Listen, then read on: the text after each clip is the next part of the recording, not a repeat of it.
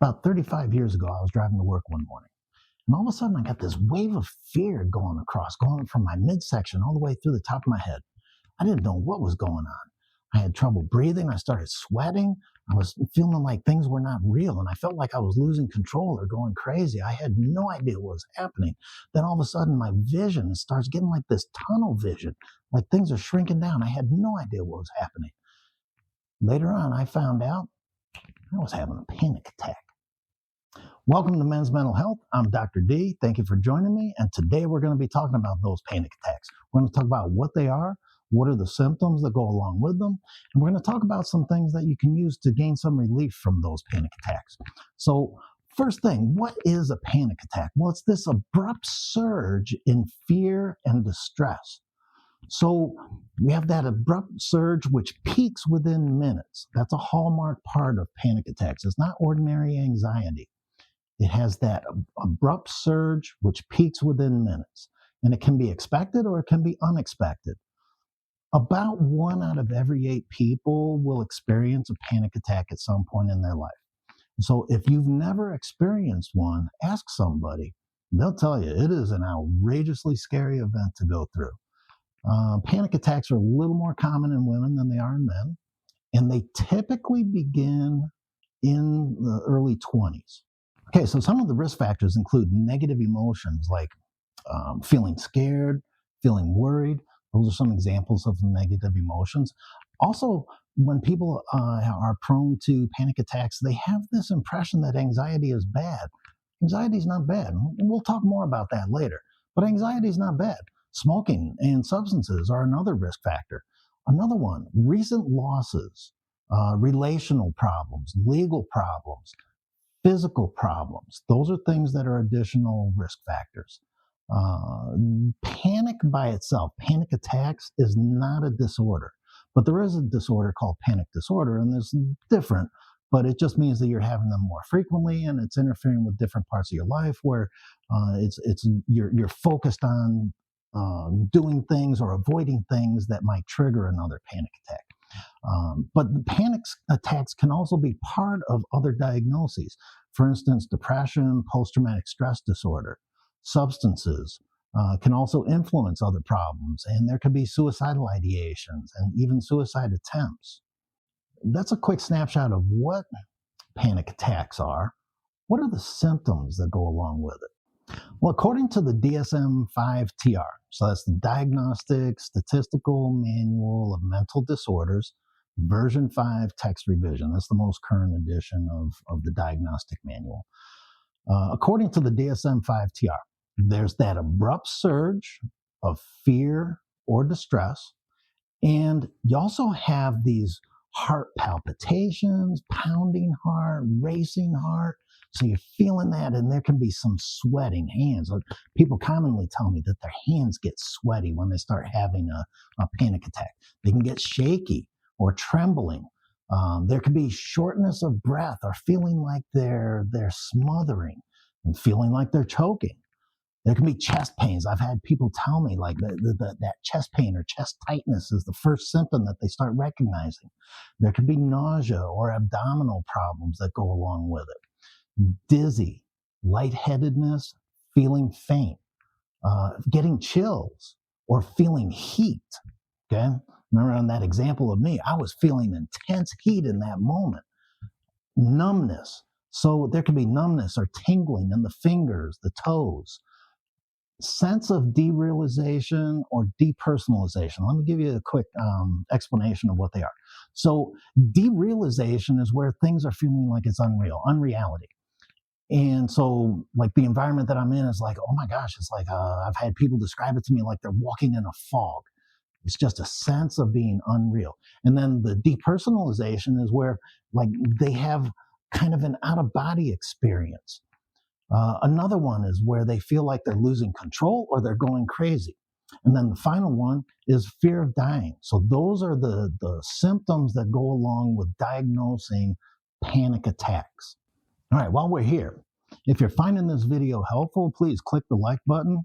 And if you've ever experienced a panic attack, please go ahead and share it in the comments if you're comfortable sharing that. Last thing, strike that subscribe button if you want to get more videos on this and other mental health issues for that mental health awareness and ways to help people out. Now, how about another example of someone experiencing a panic attack? All right, let me tell you about a friend of mine who was in a Zoom meeting. In the middle of the Zoom meeting, just out of nowhere, he started having trouble breathing. He's never had that before. He's had panic attacks, but not during a meeting online, not while he's on camera. Now he's having a panic attack. Well, he's having trouble breathing. But in his mind, it's like, oh no, not now. Here we go. Here's that symptom, having trouble breathing. Now I start feeling that tightness in my chest. Next thing I know, I'm sweating and I got this little quivering going on in my hands. Now I start feeling dizzy and I'm having trouble focusing on what's going on. Oh my gosh, all these people in the Zoom meeting, they know something's wrong with me. They're wondering what's going on with this guy. And now his thoughts and his focus on those physical symptoms are taking over, and they're reinforcing that stuff, which is building and building and building, like building the suds up into having that panic attack, the rapid, abrupt jump into that fear and distress.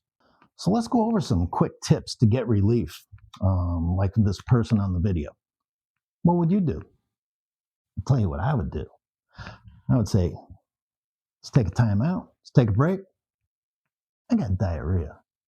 I'm telling you, nobody is going to argue with you saying you got diarrhea. They'll say, yes, let's take a break.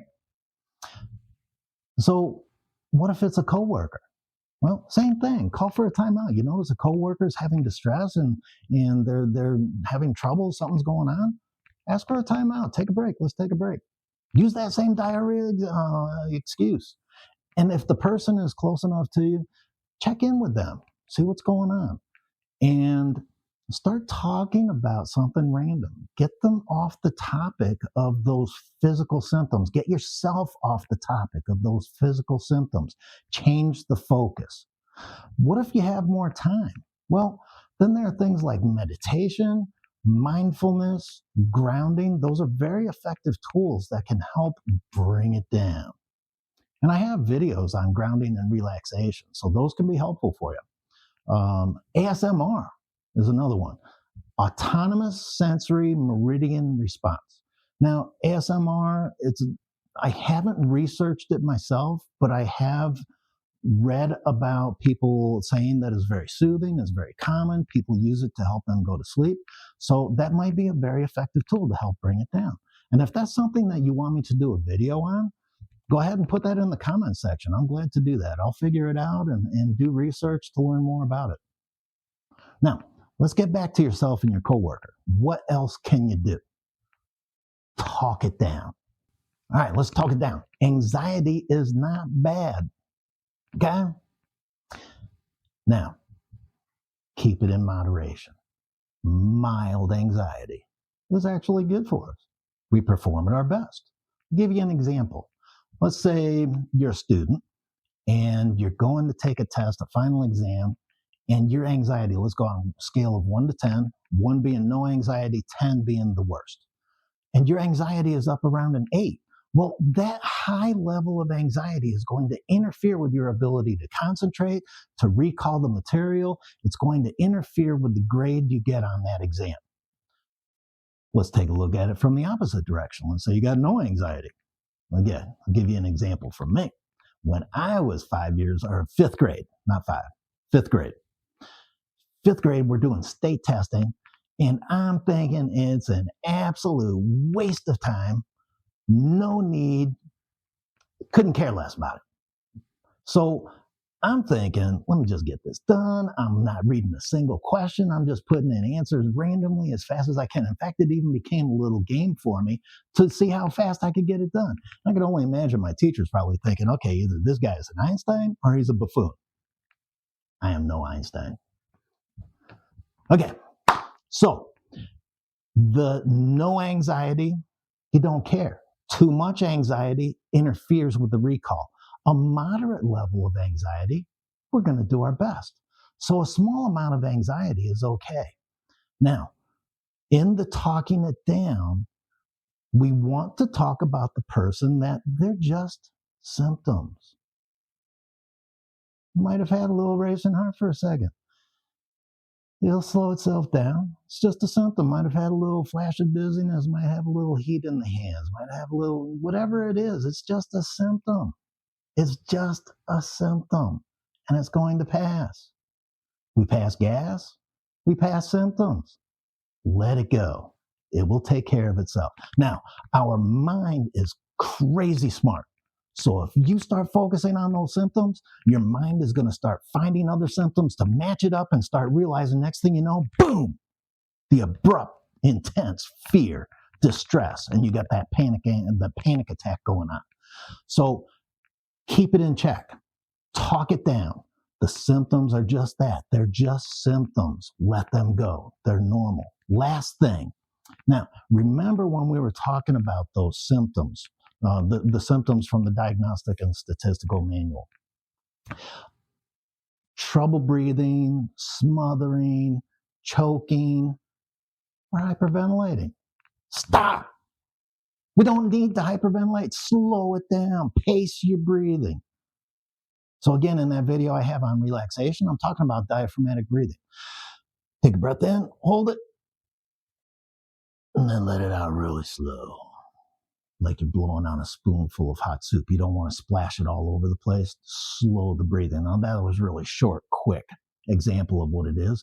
You can go to that video to learn more about it. But that's all. That's really what it is. Just slow it down. Pace the breathing. Because a big one is that trouble breathing, feeling like you're smothering, feeling like you're choking. Next thing you know, the heart is racing, feeling a tightness in the chest. Really what's happening is we're hyperventilating. Slow it down. Okay, so there you have it. Panic attacks. What they are, the symptoms that go along with it, and ways for you to start taking back control. Now, keep in mind, a lot of these are physical symptoms. They're cognitive symptoms, which means our thought patterns, and they're also physical symptoms. So in the physical symptoms, you want to be working with your medical doctor on that. You got to make sure that there's no other kind of disease going on, no other kind of illness. Your medical doctor is going to take care of those diagnoses as necessary. Another thing, it is not a substitute for therapy. If you need to see someone like me, get the help you need. That takes courage, and I salute anybody who's doing that. So, again, this has all been about panic attacks, and I'm going to have more videos on this material, and thank you so much for joining me. All right, so thank you for joining me today, and I appreciate you taking the time. If you like this, please hit subscribe, like, and if you have ideas of things you want to hear about in the future, please let me know. One thing, keep in mind, this is not therapy itself. These are tools, techniques that therapists often use. And if you find that you need some help, you're struggling with some things, check in the description of steps to do, because if you need therapy, help is out there.